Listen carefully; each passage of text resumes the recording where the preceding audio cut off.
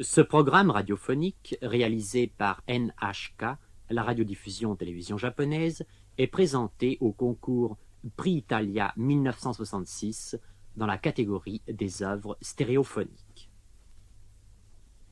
この時間は去る9月26日、イタリアのパレルモ市で行われた1966年度イタリア賞国際コンクールラジオステレオ部門において最優秀作品に選ばれましたイタリア賞グランプリ受賞作品ステレオのための叙事詩コメット・イケヤをもう一度放送いたします。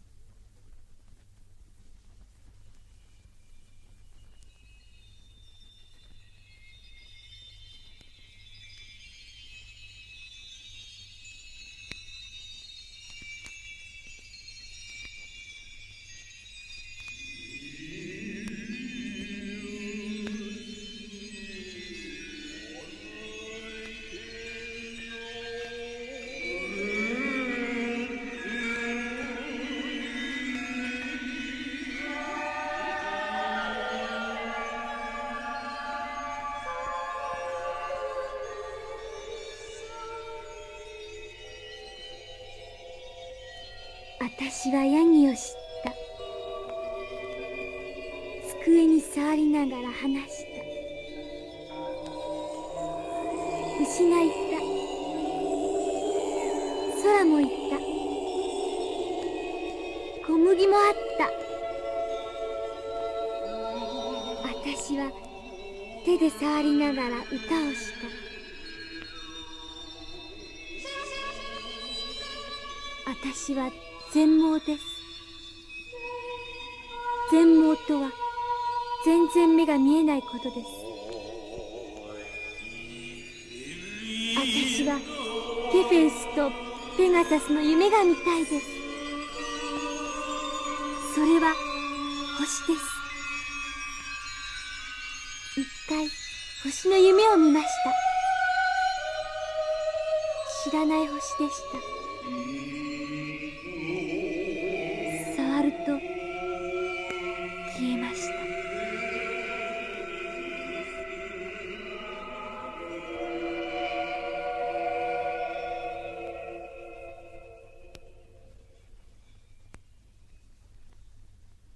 1966年度イタリア賞ラジオステレオ部門グランプリ受賞作品コメット・イケヤ作寺山修司作曲並びに音楽構成湯浅ジョージ出演岡田京子若林明池谷薫効果大木本実技術時智隆演出佐々木翔一郎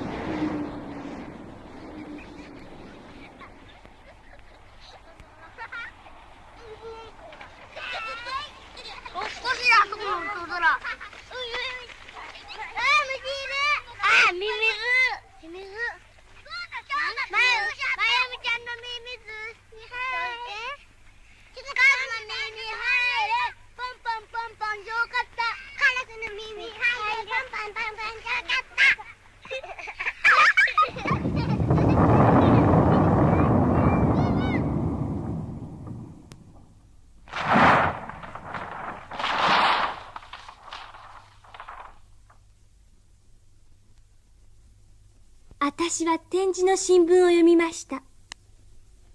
点字の新聞には私の知らない出来事がいっぱいあります。最高裁判所の判事の選挙、バラの品評会、東京の空から鳥がいなくなるスモッグの話、私は手で触りながらいろんなことを知るのです。1963年1月5日金曜日、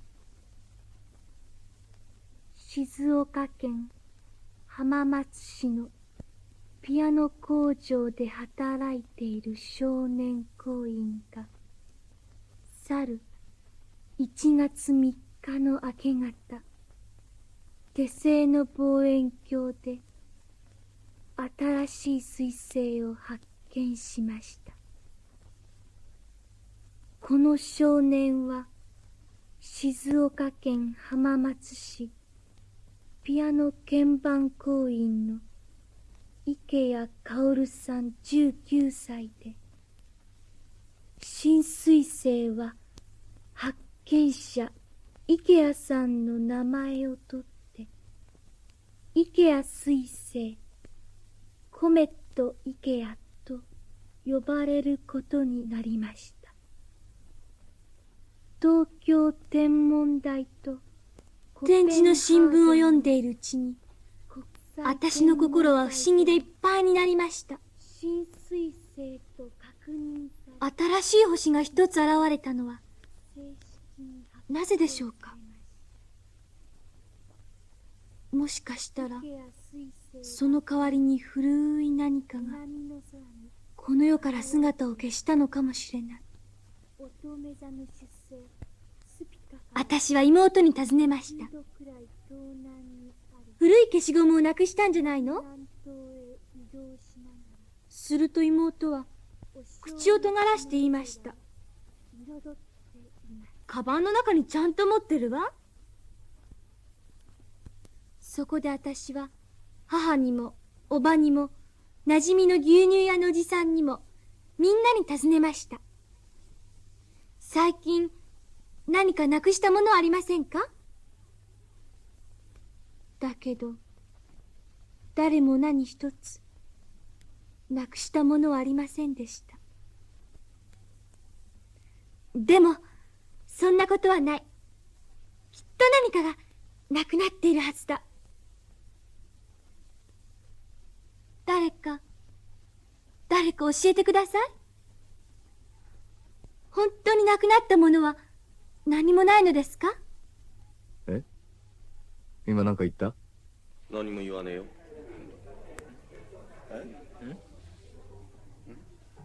お前なんか言った？何にも言わねえよ。なんだそれはめいだろ。ね、コーヒーちょうだい。熱いの。俺も。大した次元もねえな。昨日と同じで。ちょっと新聞貸してくんない？テレビのプログラムいいんだよ。待ってよ、今読んでんだよ。またあれだろ、幸せな家族だろお前らみたいな。ボクシングだよ。藤武がアメリカ人を殴ったんだ。なんだって、誰が殴ったって？藤武がアメリカ人を殴り倒したって言ったんだよ。どうしてなんか悪いことでもしたの？検討だよ。ちょっと待ってよ。なんだよ。お正月に蒸発したサラリーマン。真面目一方の運送会社庶務課長が突然失踪。へえ、こいつは妙な事件だな。何一つ不自由のない男の家出と同じ日に新彗星の発見か。関係がある。関係がある。きっと関係があるわ。どんな裏通りの小さな出来事だってきっと思いがけない人と関係があるんだわ。今日もしかしたら私は見知らぬ人のために花を買いに行くかもしれない。もしかしたらその見知らぬ人を傷つけることになるかもしれない。今日私の歌った歌が見知らぬ通りすがりの誰かを喜ばせてあげてるかもしれない。私の乗り遅れた一台の電車が見知らぬ人にとってひどく悲しい思い出の電車になるかもしれない。でもきっといつか私はその見知らぬ人たちに会う日があるでしょう。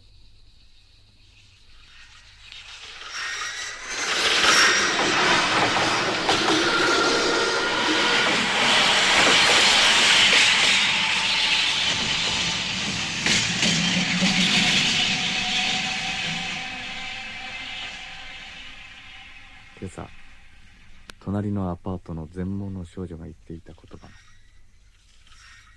一日中私の耳から離れなかっ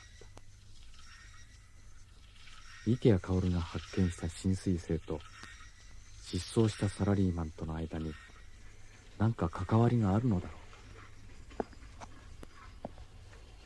う。私は新聞記事をたどって失踪したサラリーマン長谷川忠の留守宅を訪ねてみようと思った。それはほんの好奇心からではあったが、あるいは孤独な天文学入門といったものだったかもしれない。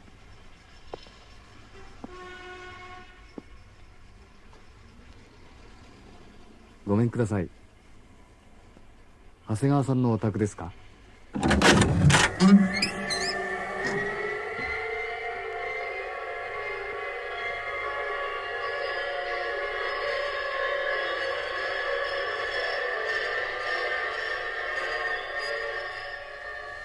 新聞で読んだんですけど、正確な時間は何だったんですか？正確な時間って言っても、最初に見た時ぼんやりしたのが見えたような感じがしたもんですから、もう一度後に戻って同じとこを見て確かにあると思ったのが明け方の5時5分でした。どんな格好してましたか？その覗いてる時の格好ですか？いえ。これは暗いなと思ったんです。暗い、動いてはいないんですね、その見た時に。1時間ぐらいでは動いた様子はなかったんです。どんな感じがしました？なんて言うんですか、ぼんやりした光の塊っていうような感じです。で、気がついた時にどういうことをなさったか、その時のことをちょっと思い出してくれませんか？なんか薄い雲の切れっ端みたいなのが通ったような気がしたんです。確かに視界の上の方にスーッと薄いのが通ったように思ったもんですから、そこへよく見たら確かにあるんです。で、何回か確かめて確かに動いてるっていうことを見てからスケッチをして電報をすぐ打ったんです。まだ暗いうちに。それはなぜ現れたんですかね？さあ、それがまだはっきり分かっていないんです。ある人に言わせると、彗星の巣のようなものがずっと遠くにあるって言ってみたり、それは木星の噴火かなんかの雲がそれになったっていう人もあるんです。例えばその星が現れるのはですね、なんか歴史的な必然があるとか、ないしはその運命的な何かがあるっていうのは、そういうことはないんですか？運命的なものがなんかやはり偶然って言ったらいいんじゃないんですか。しかしそこになんか必然みたいなものないですかね？とにかく彗星非常に暗いんです。非常に薄いもんですから、見ようと思えば見えるんです。全然気がつかなければそれっきりなんです。池谷さん、あの星は一体どこから来たと思いますか？正確なことはまだはっきり分かっていないんです。で、どこへ行くと思いますか？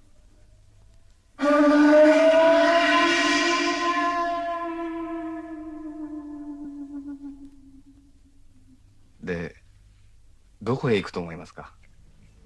さあ、心当たりのところはみんな警察の方で回ってくれましたですからね。どこと言って、立ち寄った形跡はないわけですね。長谷川さんが出て行った後になんか衣装みたいなものなかったですか？そんなものなかったですか？衣装、死ぬ時に書く衣装でございますか？そんなものあるわけないじゃありませんか。主人は死んだんじゃないんですよ。それにまだ何日も経ってませんですからね、出てってから。必ずどっかに生きてらっしゃるというふうにお考えなんですね。そうです、出ていらしたその日に何か特に変わったこともなかったですか？別に変わったことはないんです、つまり失踪なさるようなそういう感じっていうものはありません。あの日も会社へ出かける前は縁側で詰め子やったりしてましたしね、普段とは何一つ変わったところはありませんでした。全く心当たりがないということですね。長谷川さんが失踪したという。はい、何一つ私には分からないんです、本当に何も思い当たることはないもんですからね。また帰ってくると思うんですよ、そのままの格好でまたすぐフライト帰ってくるように思って、本当に帰ってきてほしいです。それはとても難しいことでした。でも私にははっきりわかるの。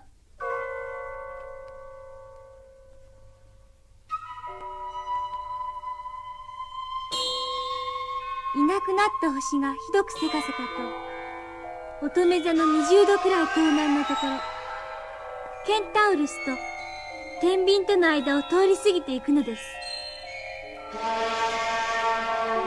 いなくなった星は背広を着ていませんでした。いなくなった星は帽子をかぶっていませんでした。いなくなった星は道も聞かず、いなくなった星はいつも後ろ姿でした。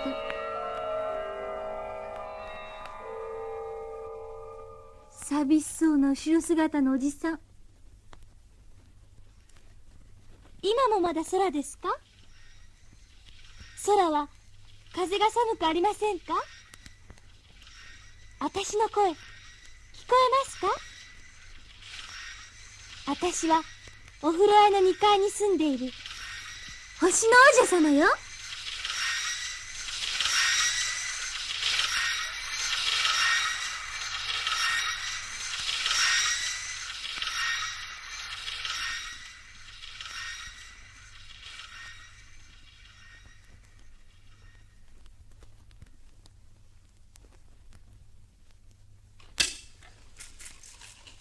それじゃ積まないぞ。黒の方が生け捕りになっちゃう。そうね。ここに持っていけばどうなる？逃げるしかないか。そんな狭い碁盤の上で？狭いもんか。この碁盤の上は関東平野よりも果てしないんだよ。いなくなった長谷川さんもよく常子をやってらしたんですか？ええ。一人で。会社でも仕事のない時なんか一人でよく碁石並べてましたね。長谷川さんって声をかけると、びっくりしたような顔して碁石を落っことすこともあったわ。あ、いた。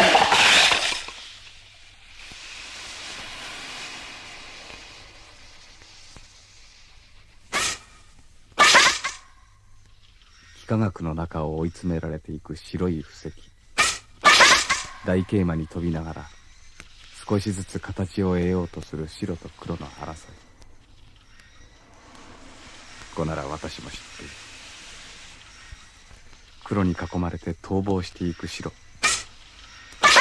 その白の目を潰しに行く限りない黒、黒、黒、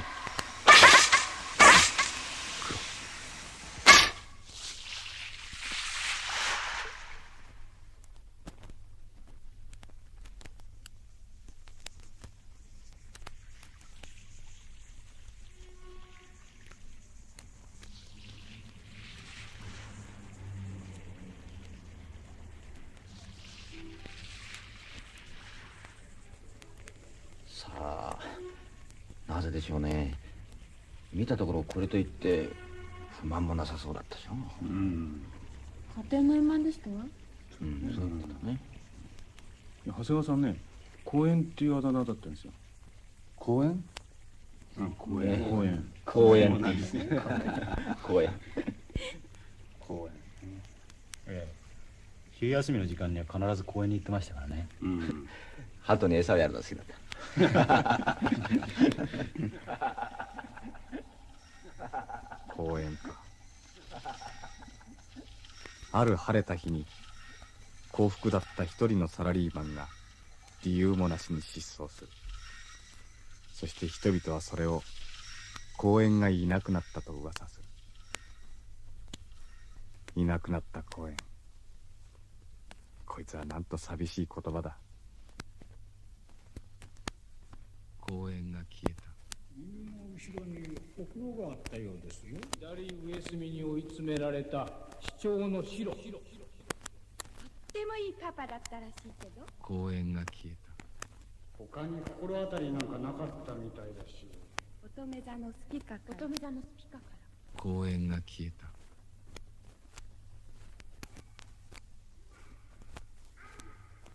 アンドロメダ、アクアリウス、サダルメリカ、サダルスード、アキリア、アルタイル、カラゼット、アリオス、シャラタン、シリウス、アークトウルス、メンカリナン、カシオペア、ケフェイ、アルデラミン、アルフィール、コロナボレアリス、エルダニス、アケルナン、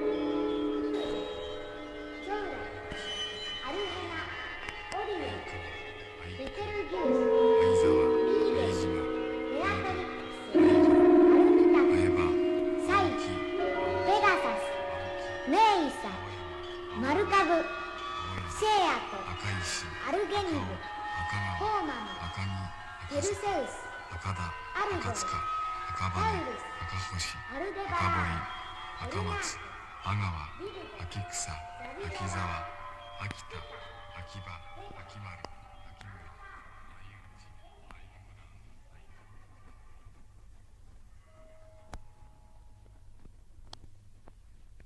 森、豆腐屋さんの上に下宿しているおじさんはこの頃会社へ行っていないそうです。失踪した長谷川さんを探しているのです。長谷川さんのお友達でも親類でもないのに。階段を半分降りたところに座って、私はおじさんの出かけていく靴の音を聞くのが好きです。靴の音でおじさんの機嫌がわかるのです。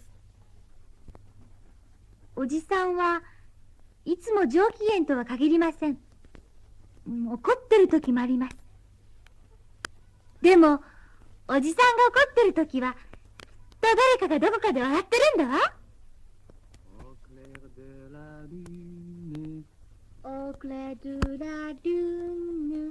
おじさんはよく私の知らない言葉で歌を歌ってくれました。ロンドンブリッジ、七面鳥の歌、お月様の歌やバラの歌、いろんな歌です。マシャンデレモルテ、マシャンデレモルテ、シェネケデフェ、シェネクドゥフ、Ouvre-moi ta porte, ouvre-moi ta porte, pour l'amour de Dieu, pour l'amour de Dieu, au clair de la lune, au clair de la lune, mon ami Pierrot, prête-moi ta plume, pour écrire un mot. でもおじさんはこの頃全然歌わなくなりました。なぜでしょうか。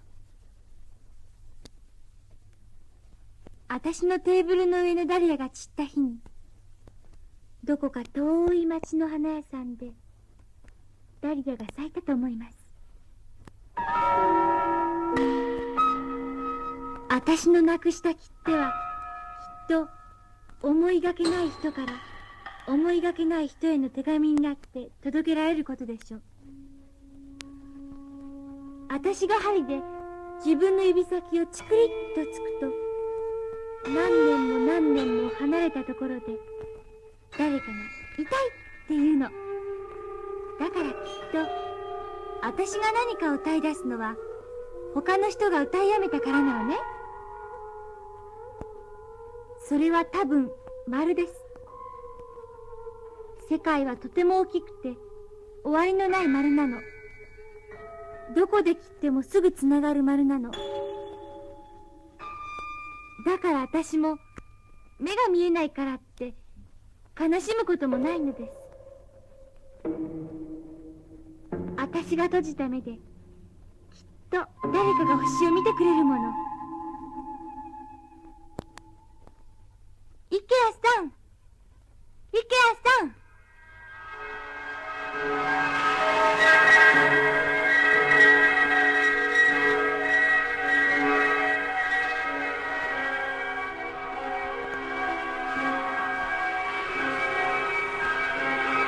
聞いていい？池谷さん。はい。何をですか？岩おこしと青おこしとどう違うの？さザラザラしてるでしょ、どっちも。触った感じでは硬いような感じとガサガサしたような感じ。目で笑ってどういうの？目が細くなるんじゃないですか？どういうの？ほら、僕も今目で笑ってるんです。触っていい？笑ってる。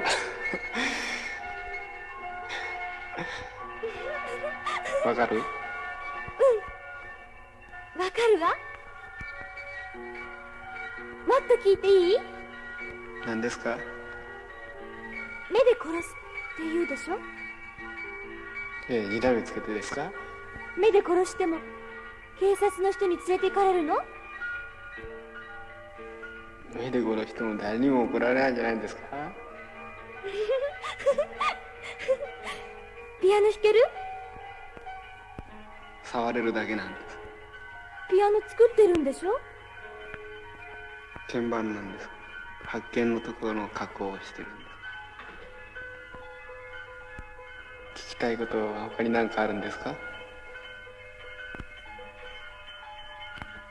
池谷さん、星って何ですか？星はいつでも見えてるんですけど、その星がそこに輝いてるっていうことに気がついた人だけに見えるんです。たとえ目が見えなくてもそこに星があるっていうことに気がついていれば誰でも見えるんです。触ったことある？全然まだ触ったことはないんです。隕石っていうのがその星の一部なんです。それは触ったことがあるんですけど、全然手も届かないし背伸びしても届かないし、ずーっと遠いところにあるんです。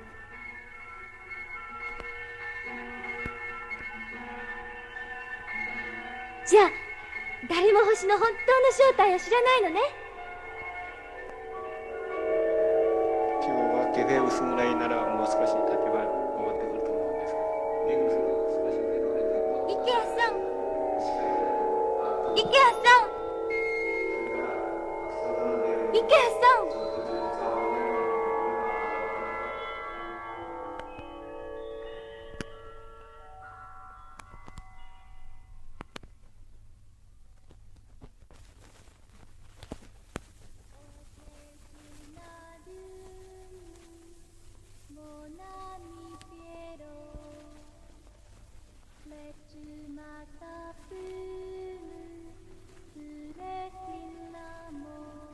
気がかりなことが続いた。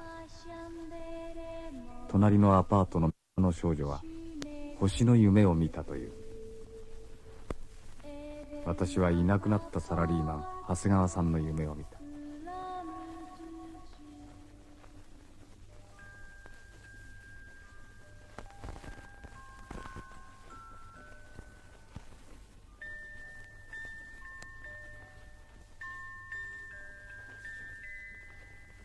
奥さん、この壁の写真はどうします？剥がして荷物の中へ入れといてちょうだい。何の写真だ？染み込んでこないだろ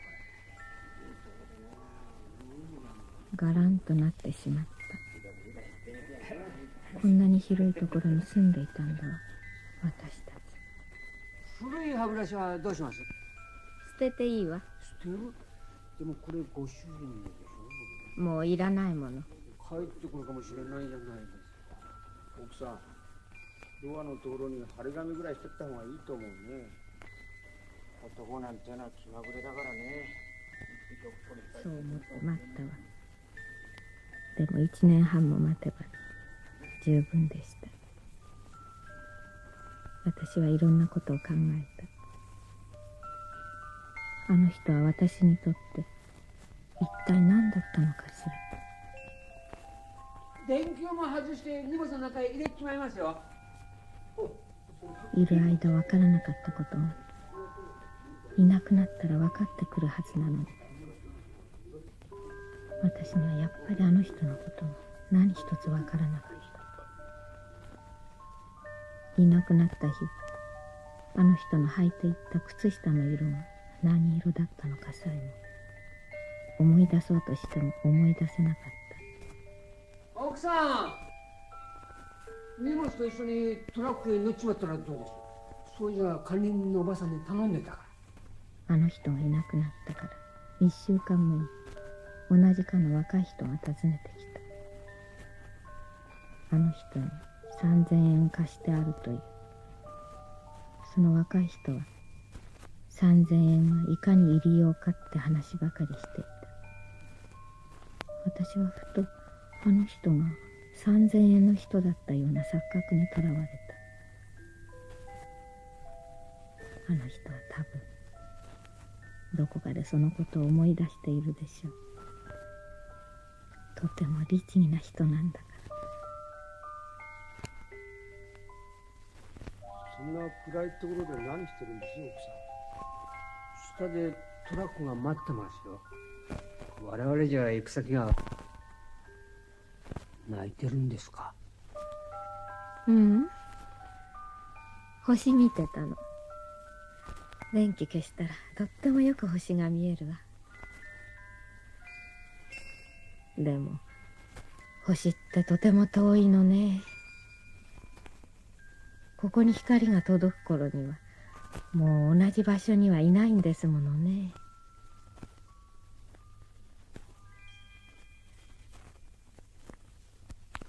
私は長谷川さんのことばかり考え続けていた。あなた、紅茶冷めますよ。妻は不機嫌だった。池や彗星が見つかった日から私が長谷川さんのことにばかり心を奪われているからだ。どうするの？日曜日。どうするって？行かないの？公園に。もう忘れてる。公園？雑誌届いてるわよ。今度はケニアのグラビアがいっぱい出てる。公園ね。いいじゃない。お前言っといてよ。ツリートップホテルって素敵らしいわよ。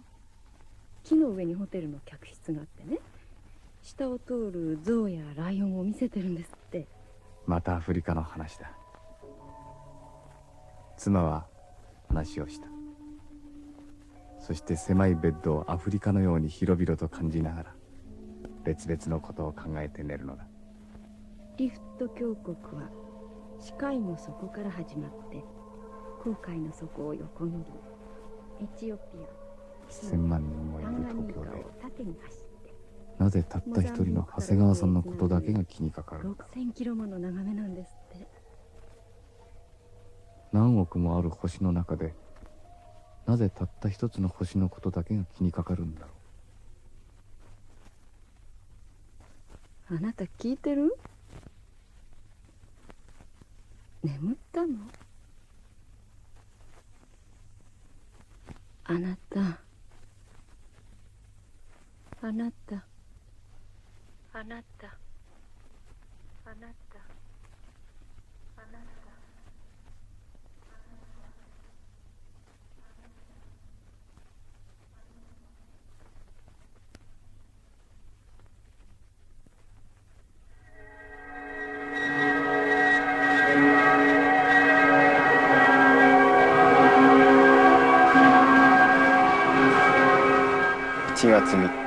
午前5時5分でした。明け方いつもと同じようにずっと望遠鏡を左右にゆっくり振りながら地平線から星空を上の方にかけて見ていったんです。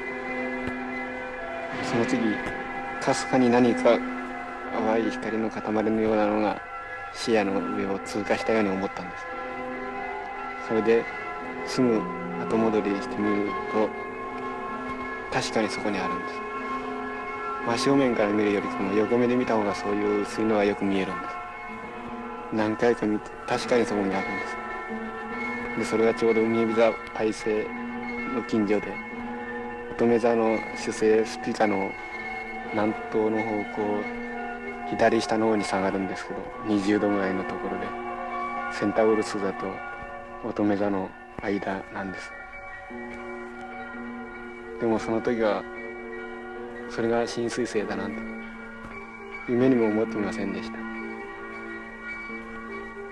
星を探している人も見る人もずっと増えたと思うんです。でもずっと一生星を見ながら暮らしても彗星を発見しなければ名前は一般の人には全然知られないんです。たまたま運よく偶然に星を見てる最中に新彗星を発見すると名前が知られるんですけど本当に運が良かったっていうことだけなんです。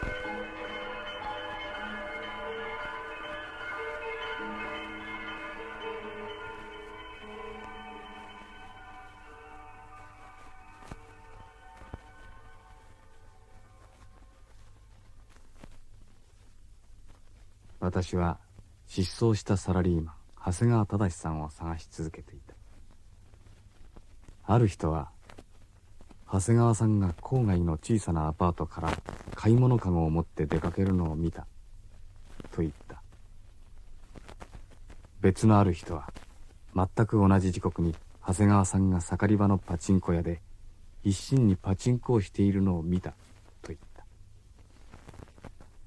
どうやら長谷川さんはどこにでもいてどこにもいなかった。おらなかった。スモッグで曇った東京の空には今日もゆっくりと池や彗星が自らの軌跡をたどり続けていた。その軌跡は1000万人の苦い心を通り抜けて果てしない空へと頼りなく続いているのだ。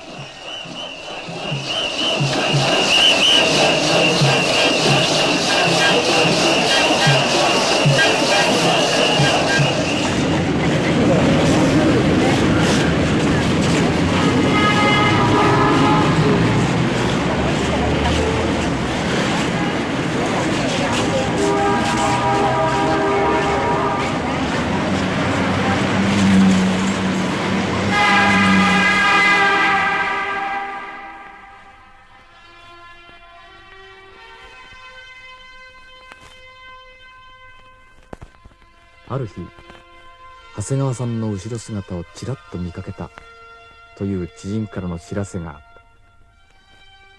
それはオリンピックの日のことであった。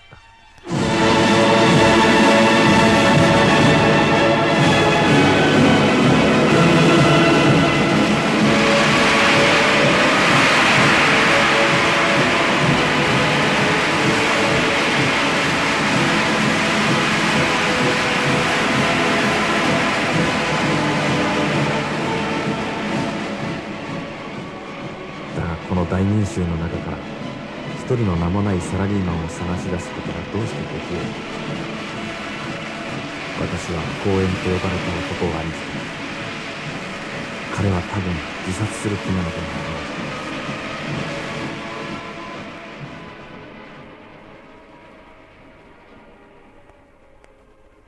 ない。私は天球儀に触りながら星を聞きました。池や彗星は下。寂しそうな後ろ姿のおじさん。カバンがとっても重たそう。私は聞きました。おじさん、どこへ行くの？するとおじさんは、ベガ、と言いました。ベガってどんな星？と、私は聞き返しました。おじさんは、乙女座の一番北のところで振り返って、ちょっと笑ったようでした。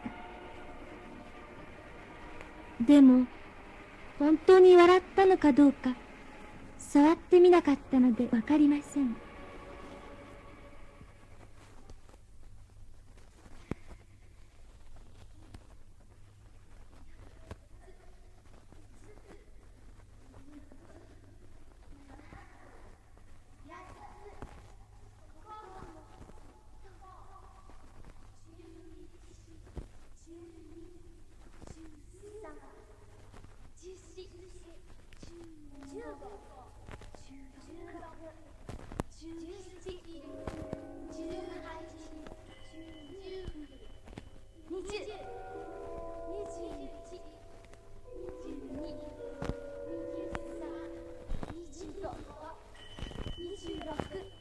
もしかしたら長谷川さんはもう死んでしまったのかもしれない。そして池谷彗星というのは長谷川さんの失踪への天の償いなのかもしれない。だがそれにしても池谷さんはなぜ長谷川さんを見つけ出したりしたのか。池谷さんはなぜ星を見てと言ったんだ。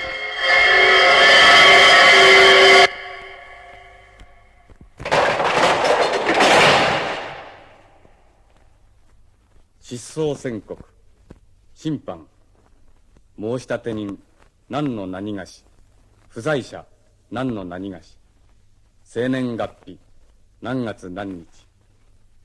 上記の不在者に対する失踪宣告申立事件について公示催告の手続きをした上、不在者は昭和30年1月5日以来7年以上生死がわからないものと認め、次の通り審判する。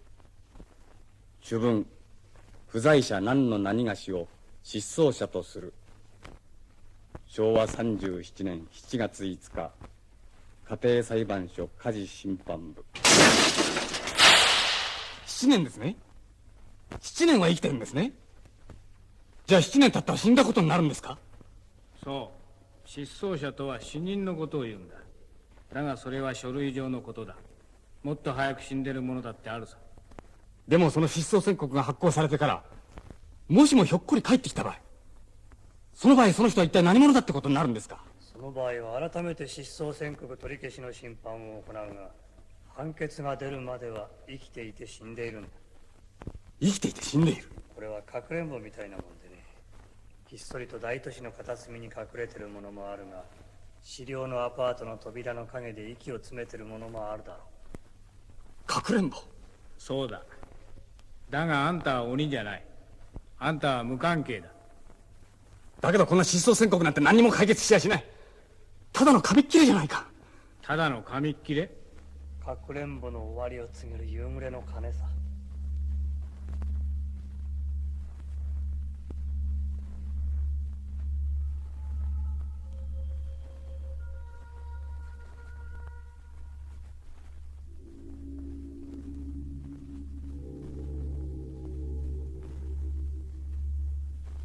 かくれんぼの終わりを告げる夕暮れの鐘の音。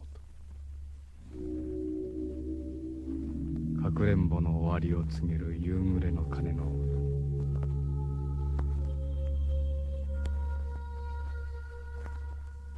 中年のサラリーマンがかくれんぼをする。電柱の陰にひっそりと隠れて鬼を待ってる。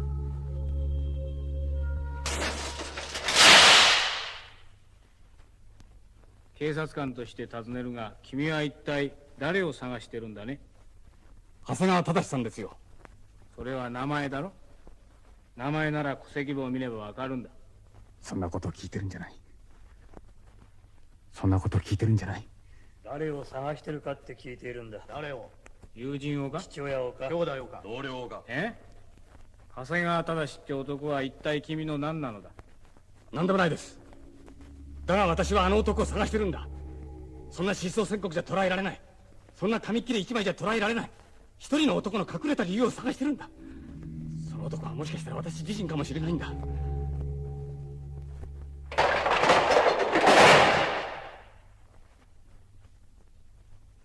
長谷川さんが死んだと仮定すると事件は簡単だった。それはよくあることだった。私は監察医務院の冷蔵庫の中に入っている身元不明扱いの長谷川さんの死体のことを思った。だが私が思い浮かべたのは冷蔵庫の中の背広を着た屍ではなくて、冷蔵庫のもっと奥の闇に浮かぶ新彗星のことだった。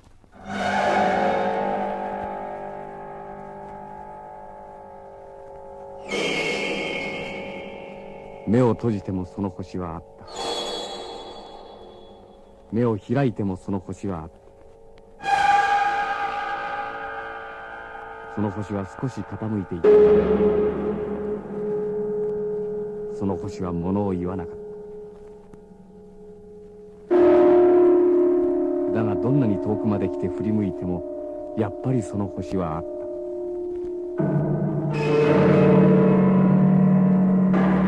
その星は多分地獄からでも見えるだろうと私は思う。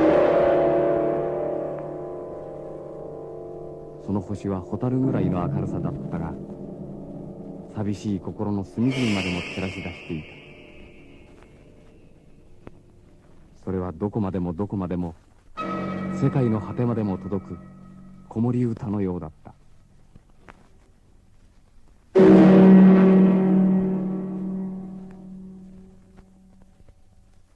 不意に私は池谷さんと長谷川さんとの間の当人同士も気づかぬ友情といったものを感じた。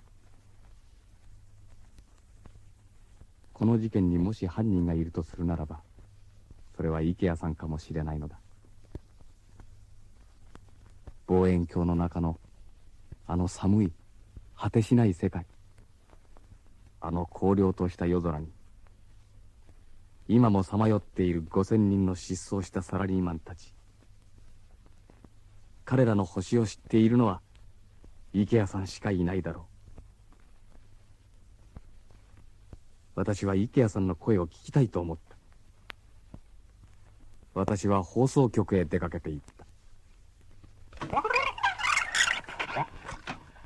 彗星の方はどういう見え方するか、暗いのはどういう見え方するかってことあると思ってみれば見える、ないと思ってみればないだけ。そのぐらい薄い。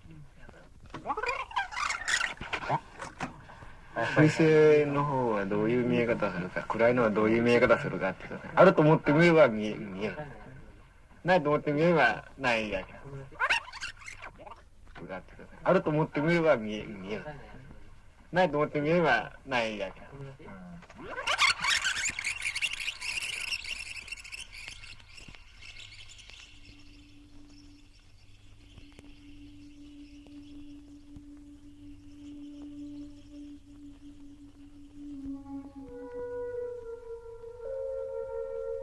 見えなくても見えると思うと見えてくるのです。見えなくても見えると思うと見えてくるのです。なんという寂しい言葉だろう。だがそれが私には天文学の謎のような気がするのだ。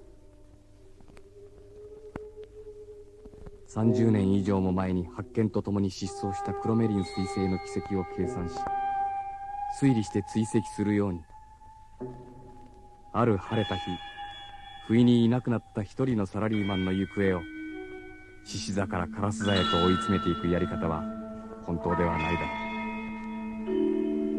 ニュートンの万有引力の力では遠ざかった人の心を呼び戻すことなどはできないのだから。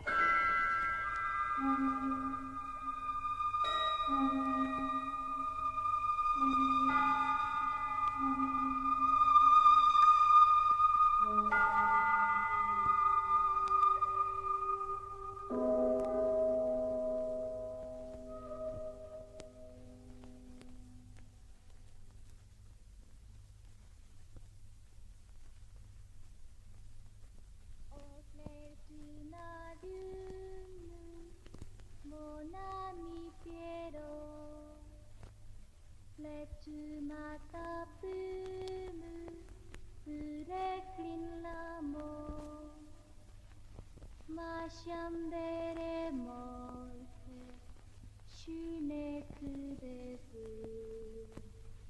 あれから3年経った。新聞によると池谷薫さんはその後も新しく2つの彗星を発見し、天文学会の話題をさらったそうである。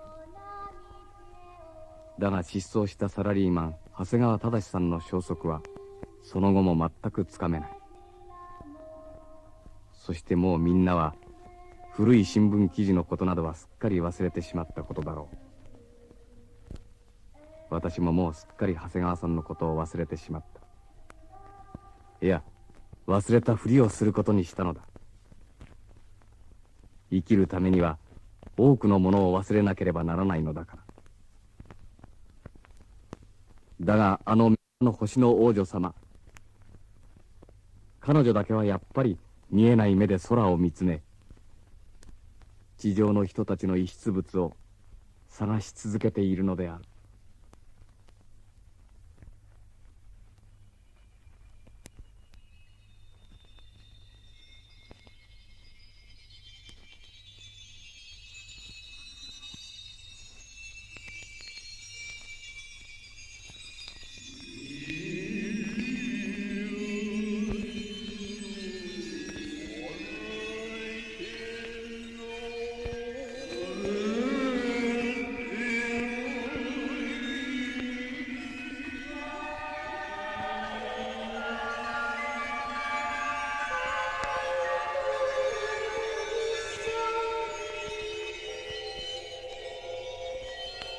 私はヤギを知った。机に触りながら話した。牛がいた。空もいた。小麦もあった。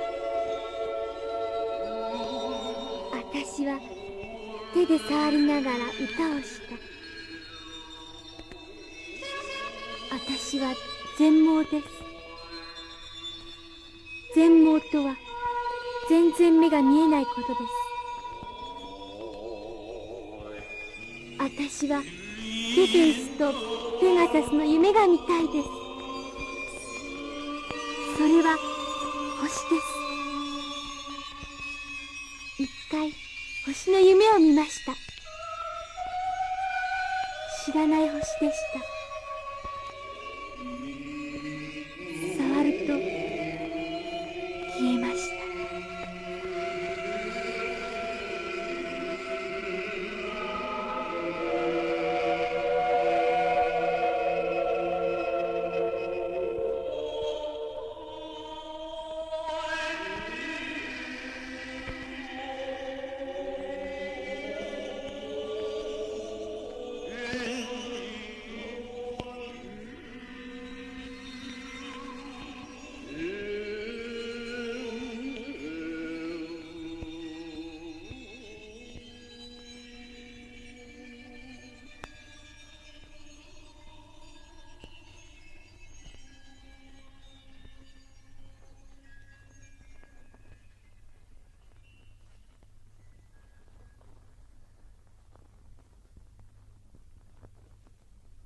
今の出演、少女岡田京子、私若林明、妻坂口美奈子、失踪人長谷川忠の妻樋岸公子、それに池谷彗星の発見者池谷薫、作曲並びに音楽構成湯浅ジョージ、天球儀と製図表によるアストロフォニーの演奏、ピアノ一柳俊、フリュート野口龍、尺八横山克也、ボーカリーズ関瀬久夫、関瀬秀夫、関瀬静夫、制作工藤義雄、杉岡悟、効果大木本実、浜口淳二、藤野昇、技術時智隆、櫻井清、望月忠夫、飯島敏夫、中山義明、演出佐々木昭一郎でした。1966年度イタリア賞グランプリ受賞作品、寺山修司作「コメット池谷」を終わります。